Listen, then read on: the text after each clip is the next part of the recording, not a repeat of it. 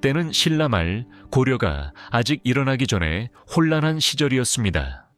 경상도 안동 땅 서쪽 끝자락 화산 기슭에는 크고 깊은 연못이 하나 있었습니다. 마을 사람들은 그 연못을 흑룡담이라 불렀습니다. 사철 물빛이 먹처럼 검기도 했고 오래전부터 그 속에 용 한 마리가 살고 있다는 이야기가 전해 내려왔기 때문이었습니다. 연못계는 복동이라는 늙은 어부 한 분이 살고 계셨습니다. 나이는 60을 훌쩍 넘기셨지만 날마다 낚싯대를 들이우고 연못계 앉아 있는 것이 삶의 낙이셨습니다. 어느 날 아침 복동 어르신이 평소처럼 낚싯대를 들이우고 계시는데 연못 한가운데서 갑자기 물이 소용돌이치기 시작했습니다. 물 한 개가 피어오르더니 그 속에서 검은 비늘이 번쩍이는 거대한 뱀 같은 존재가 물 위로 모습을 드러냈습니다. 복동 어르신은 놀라 낚싯대를 내던지고 달아나려 하셨습니다. 그러나 그 순간 낮고 묵직한 목소리가 들려왔습니다. 두려워하지 마십시오, 어르신. 두려워하지 저는 마십시오, 해치러 온 것이 어르신. 아닙니다. 저는 해치러 온 것이 아닙니다. 떨리는 다리를 겨우 붙잡고 돌아보니 연못 위에 거대한 검은 용이 머리를 내밀고 있었습니다. 눈은 금빛이었고 뿔은 소나무 가지처럼 양옆으로 뻗어 있었습니다. 그러나 그 눈빛에는 사나움 대신 깊은 슬픔이 담겨 있었습니다. 용은 조용히 말을 이었습니다. 저는 이 연못에서 수백 년을 살아왔습니다.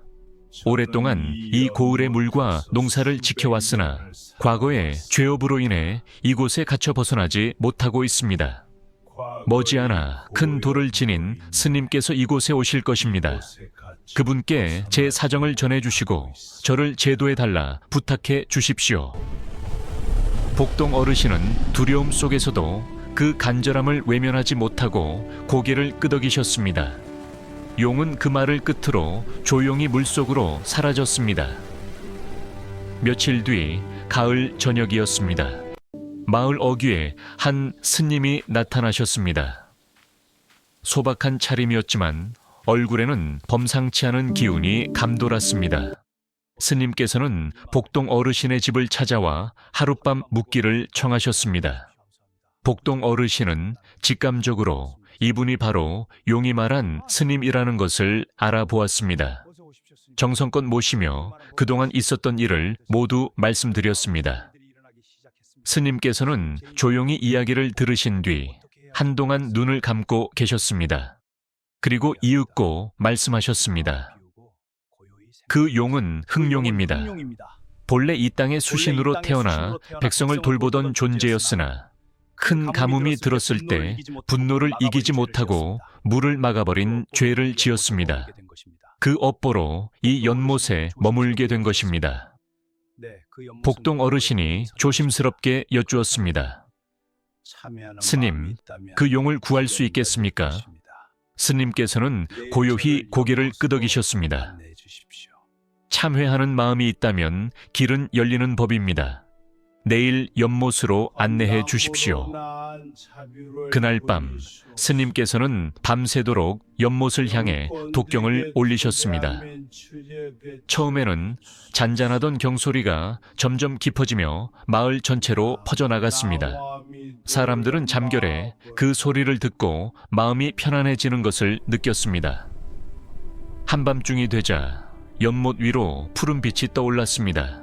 그 빛은 하늘로 올라가며 사라졌습니다. 다음 날 아침 연못의 물빛은 더 이상 검지 않고 맑은 옥빛으로 변해 있었습니다. 물 위에는 검은 비늘 하나가 떠 있었습니다. 흑룡이 떠난 것이었습니다.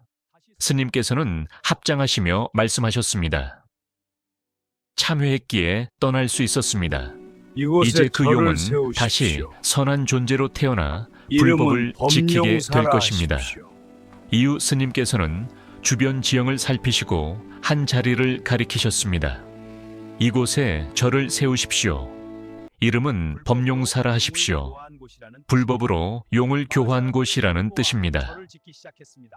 마을 사람들은 힘을 모아 절을 짓기 시작했습니다. 신기하게도 공사 내내 보이지 않는 도움을 받는 듯한 일이 이어졌습니다.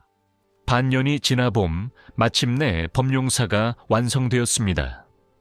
낙성식 날, 연못에서는 수많은 물고기들이 원을 그리며 헤엄쳤고 그 가운데 금빛 눈이 잠시 모습을 드러냈습니다.